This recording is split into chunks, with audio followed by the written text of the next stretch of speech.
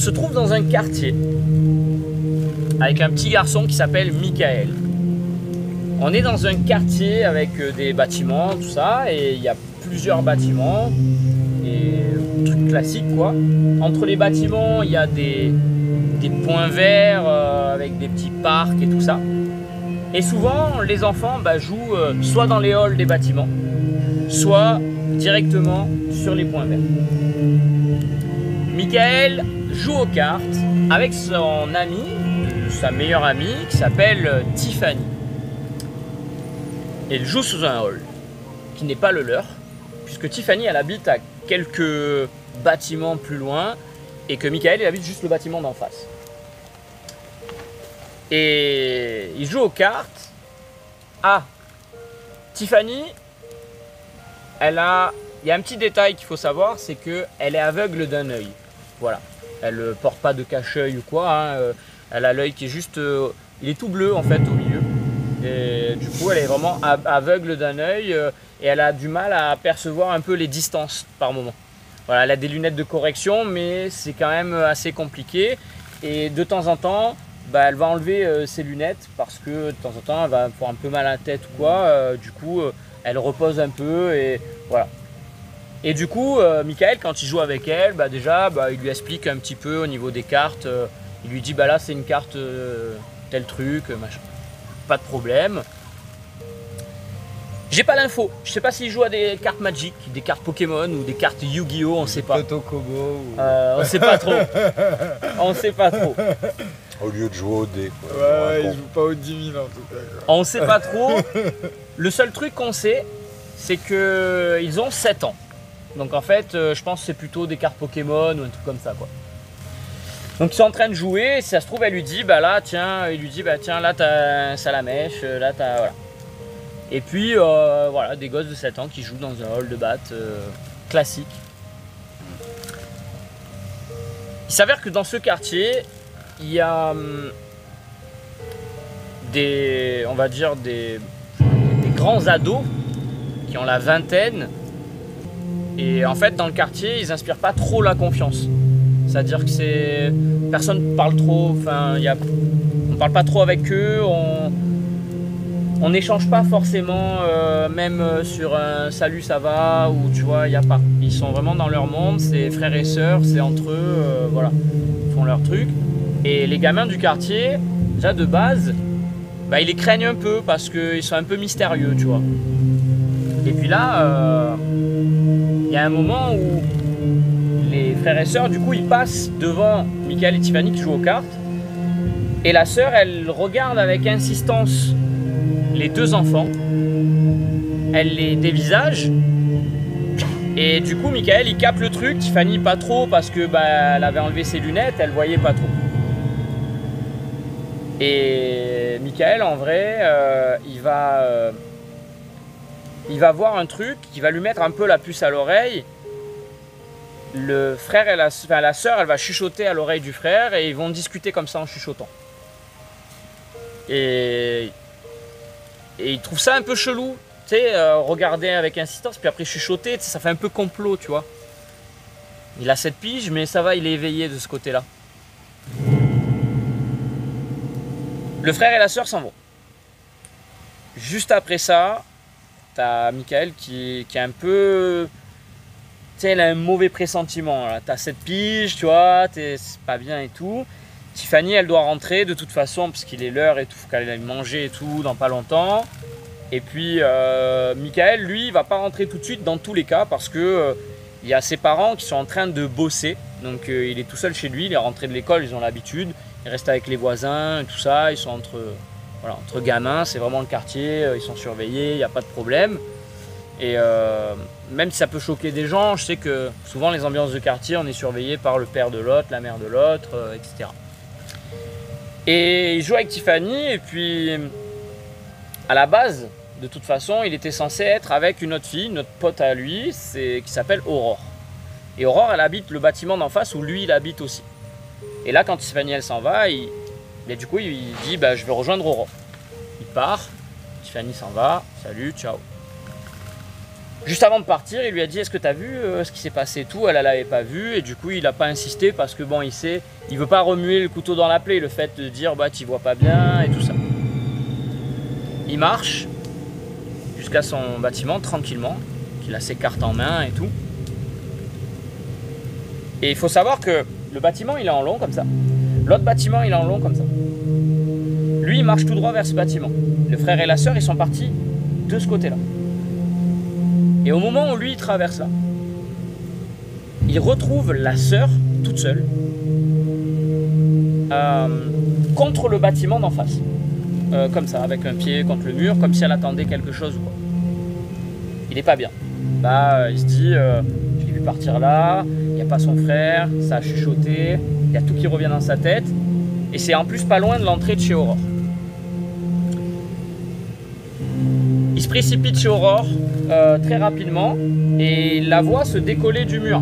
Et puis il rentre, il ferme la porte, tout ça, il fait le code, il rentre et tout ça, il va taper chez Aurore, c'est sa mère qui répond et qui dit ah ben non, comme t'étais pas là tout à l'heure, là elle est partie à la piscine avec, je sais plus qui c'était comme prénom, mais elle est partie en gros avec des potes, voilà, un autre ami et tout ça. Je sais pas si j'étais même plusieurs ou pas, mais en tout cas elle est partie avec des potes. Et elle lui dit je suis désolé et tout. Et il dit à la mère d'Aurore, il lui dit bah, je devais quand même venir avec elle et tout. Elle lui dit ouais mais je pensais que tes parents ils étaient rentrés, du coup voilà, je t'ai vu avec Tiffany, je pensais que c'était... Parce qu'elle l'a vu avec la fenêtre, tu vois, elle a vu qu'il était dehors et tout ça, c'est pour ça qu'elle a laissé sa fille partir.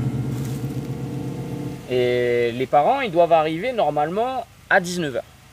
Et là il est 18 h 40. Du coup elle lui dit écoute, si tu veux tu restes un peu là et tu attends là et dès que tes parents ils arrivent tu repars. Sauf que Michael en fait c'est un gamin, il veut pas rester tout seul, tu vois, il préfère aller dehors jouer et tout ça. Et du coup il dit ouais mais ils vont rentrer un peu plus tôt aujourd'hui, ils m'ont dit, tu sais, il ment un peu. Elle dit ok mais tu attends devant, je te surveille par la fenêtre. Il dit ok, pas de problème. Michael il ressort et au moment où il ressort en fait, bah, il y a l'angle mort de la fenêtre où la mère elle peut pas surveiller ce qui se passe. Et là il y avait la sœur qui était là. Et là je rappelle, elle a la vingtaine, elle se dirige vers Michael qui a 7 ans. Elle se penche vers lui et elle lui parle très doucement. C'est bizarre quelqu'un qui fait ça, tu vois, qui vient vers toi et qui fait ça va. C'est bizarre ça. Lui il est là, il est pas bien. Mais qu'est-ce qu'elle veut et tout. Je vous refais le sketch. Il sort. Trop dedans. Elle se penche. Elle lui dit salut, ça va. Comme si elle voulait pas qu'on l'entende. Il est flippé, mais il peut pas partir. Il est coincé. Et au moment où il veut marcher en lui parlant sur le côté, elle se met devant lui pour pas qu'il bouge. Il est clairement coincé. Cette pige, flippée comme jamais. Et là, elle lui dit des trucs complètement insensés, jusqu'à ce qu'à un moment donné, même, son cerveau, à Michael, il récupère plus les infos. Elle lui raconte des trucs. Ma maison, elle est bien. Des trucs bizarres. J'ai des jeux. Moi, je joue à ça. Et elle lui raconte un peu sa vie. Moi, j'aime bien ça et machin. Et là, cette pige, il s'en fout. Il joue aux cartes Pokémon. Lui, il est là, ça le fait flipper. Et elle va lui dire un truc qui va lui mettre un peu la puce à l'oreille.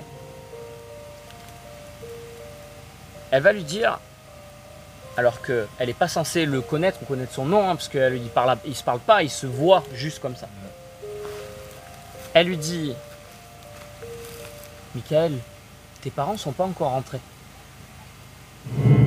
Et là, Michael, il se tend, il est tendu, il a vraiment, il est pas bien, tu vois, il a le dos complètement bloqué et il est tétanisé.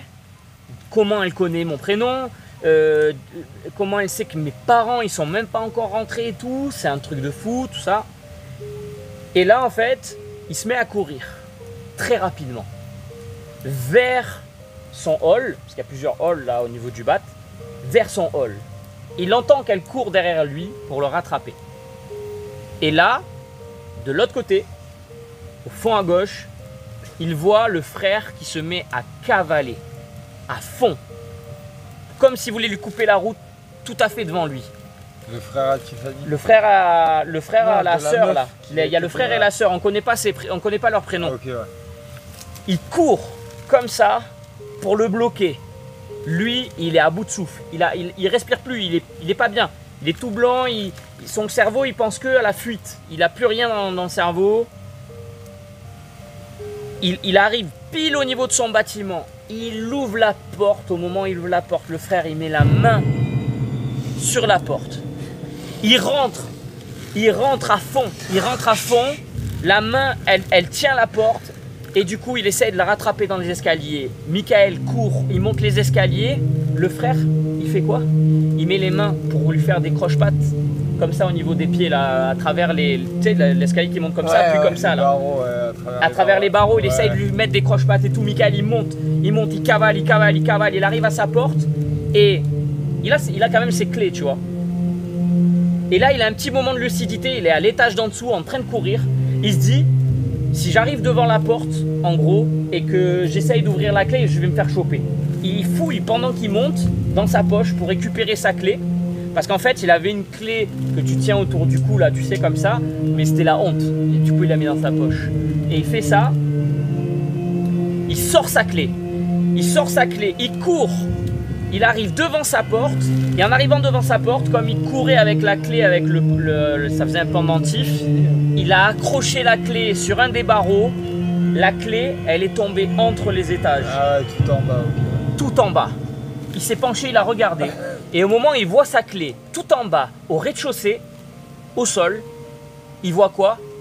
La tête du frère et de la sœur qui le regardent comme ça depuis les étages en dessous, d'un coup pour regarder ce qui est tombé. Le face-à-face entre Michael et le frère et la sœur, à ce moment-là, il est intense. Il n'en peut plus. Il est vraiment à bout. Il ne sait pas quoi faire. Là, il est vraiment bloqué. Mais là, il se passe un truc. La porte d'entrée du hall, elle s'ouvre. Michael, il se met en boule devant sa porte. Il ne bouge plus. Il entend des bruits de pas dans l'escalier. Il ne sait pas si ça monte ou si ça descend. Il ne sait pas. Il est figé. Il a vécu la pire expérience de sa vie de môme de 7 ans. Il n'en peut plus. Il est à bout. Il entend monter juste devant lui. Il ne veut pas regarder. Il a les yeux comme ça. Il est en boule. Il est comme ça. Il ne veut pas voir. Il entend. Et d'un coup, il sent une main sur son épaule. Il ne bouge pas. Il est tétanisé. Il ne bouge pas. Et d'un coup, c'est une voix féminine qui est très familière qu'il entend, qui lui dit « Michael, ça va ?» C'est sa mère. Sa mère venait juste de rentrer du taf à la minute où il se faisait courser dans les escaliers. Elle est venue, elle a essayé de lui demander ce qui se passait, etc. Il voulait jamais cracher le morceau. Il avait vraiment peur de parler de cette histoire. Et pendant environ 3-4 jours, il disait rien. Et du coup, elle l'a même pas mis à l'école ni rien. Il disait rien. Et au bout du 4e jour, maman, excuse-moi, je te parle plus, c'est pas contre toi, je t'en veux pas. Voilà, le père qui était inquiet, qui était fou, il n'en pouvait plus, il se dit qu'est-ce qui s'est passé, qu'est-ce qu'on a fait à mon fils et tout ça. Il est allé voir la mère de Aurore, qu'est-ce qui s'est passé. Elle lui dit non, mais non, il joue avec Tiffany, tout va bien, j'ai surveillé, ici et là, nickel. Ils n'en pouvaient plus, et là, maman, c'est pas contre toi, mais les voisins, eh ben, ils m'ont fait peur. Elle a soufflé, elle s'est dit « Oh, c'est les jeunes, ils font des blagues et tout. » Mais elle n'a rien dit de plus. Quelques jours plus tard, il parle avec son père dans la voiture. « Tu sais papa, quand j'ai eu peur des voisins, ah oui, l'autre fois là, que tu nous as plus parlé, Mais t'ont fait quoi les voisins? Il raconte toute l'histoire. Du début, avec ses yeux d'enfant et son cœur d'enfant. Et le cœur du père s'est complètement retourné. Il a voulu rechercher ses jeunes. Et en fait, on les voyait tous les jours dans le quartier, mais ils n'habitaient pas le quartier. Le père a juste croisé le frère. Il a voulu lui parler. Et le frère a pris la fuite. Le père a essayé de lui courir derrière. Et l'histoire, elle se termine où le frère a disparu. Le frère et la sœur ne sont plus jamais revenus au quartier. Et il n'y a plus jamais rien eu de bizarre de ce côté-là. Ce jour-là, Michael, il est passé à côté peut-être d'un drame. On ne sait pas quoi. Mais en tout cas, ça aurait pu très mal tourner. Ça s'est joué à la minute. Voilà. Fin de l'histoire. L'invitation bizarre.